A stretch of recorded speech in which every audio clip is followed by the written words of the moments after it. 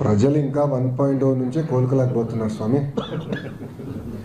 ఎంతమంది దళితులు చంపారండి, ఎంతమంది బడుగు బలహీన వర్గాలు చంపారు, ఎంతమంది మైనారిటీ సోదరులు చంపారు గత ప్రభుత్వంలో.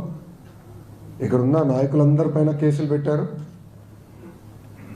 ప్రజలకి స్వేచ్ఛ ఎక్కడుండేది గత ప్రభుత్వంలో?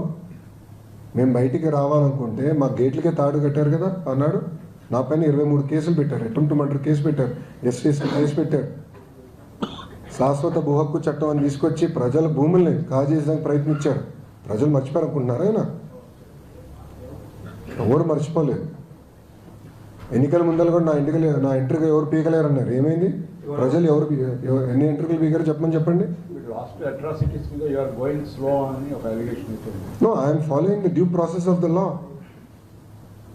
If I don't follow the due process of the law, tomorrow you will question me saying that this is vindictive politics. Madam is here. Immediately